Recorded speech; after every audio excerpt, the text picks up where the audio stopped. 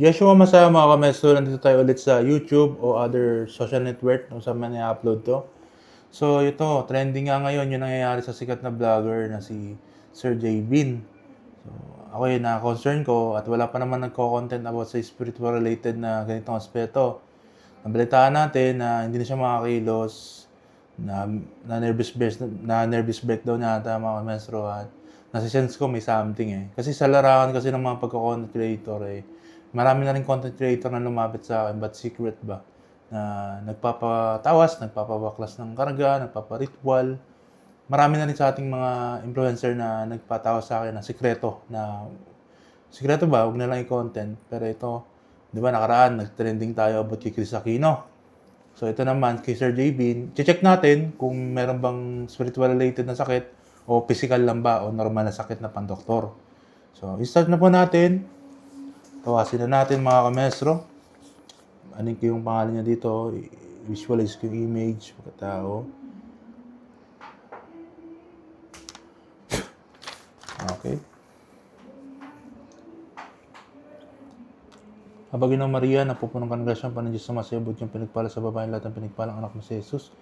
Santa Maria, ina ng Diyos, panalangin mo kami mga kasalanan niya at kung kami ay mamatay. Amen.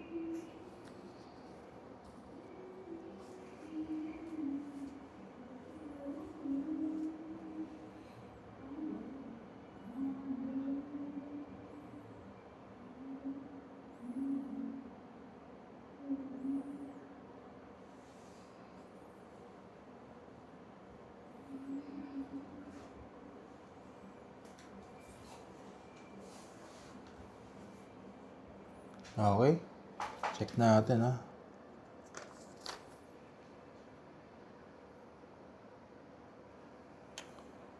Nakaw. Kitang-kita mo. Lalaki na, mga mesto, kitang-kita natin, no? Shape siya ng lalaki na mahaba ang buhok niya. Ito yung gumagawa sa kanya. So, confirm talaga mga kamestro na naghihinala kasi ako na content kaya natin to share natin sa social network, sa public. Merong umano sa kanya na inutusan to, bayaran to na mangkukulam to.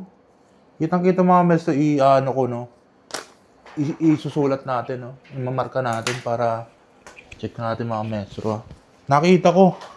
Ito mata. Ilong. Bibig.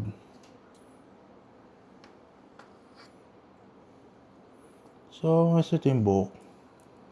So, ito yung gumagawa sa kanya. No? Matandang lalaki to, mga kamestro. Nabayaran ba? Inggit siguro eh. Content creator din ang dumadali. May pumapasok sa aking content creator na parang palaos na. So, na babae siya na connected sa, kalkulo ko ito yung inutusan. Kitang-kita mga kamestro, ito yung buhok. Kitang-kita, parang ano nga siya eh, parang lalaki na medyo matangkad siya na 5'11 na marunong sa spiritual, bayaran talaga. Binayaran upang kulamin. Ang ginagawa, sinisira yung isip. Emosyon. Ang ginagawa, manika, inaano ng karayom. So, ang ginagawa, may mga sili, bawang, paminta, nilagay sa buong katawan. So, balak talagang parusahan. Hindi ko alam yung dahilan kung bakit ginagawa to. Pero ang masisigurado ko, inggit to. Naiinggit at nagkita na rin sila. Kitang-kita mga kamestro, tingnan nyo naman. Ayan po yung matake kay Sir J. Bean. O, ang gagawin natin, ganito. Tutulungan natin, no? Kahit hindi man pumunta sa akin si Sir J. Bean, babaklasin natin yung kulam. So, may halo eh. Matagal na tong iniinda niya. Parang tinatago niya na sa publiko, nahaluan ng physical. So, ang nangyari, may mental health problem, physical, tapos nahaluan ng spiritual.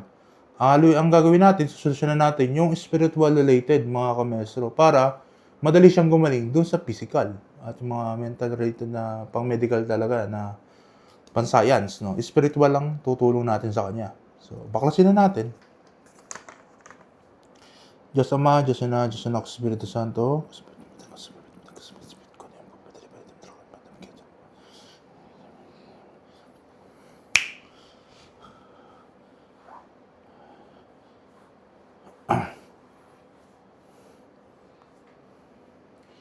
Sa pangalan ni Jesus, susi ng mga susi. San Benito, Padifio.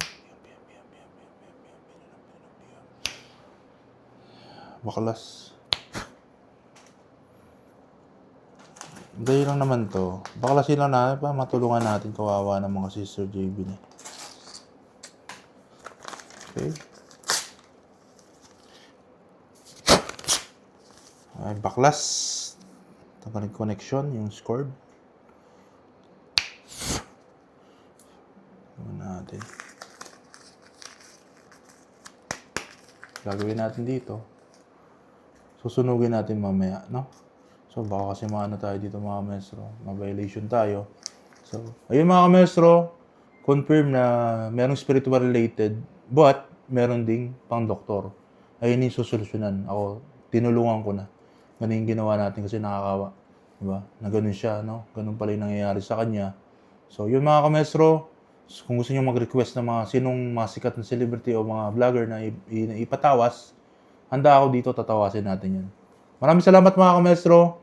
Ang kagalingan ng kay Sir JB na ay sumakanya at pagdasal natin siya. No? Nabaklas ko na yung physical, ay yung spiritual, yung may kumukulam at bayaran, binayaran ng sikat ng influencer ng babae. So, baklas na. Salamat mga kamestro. Hanggang sa muli. Pax.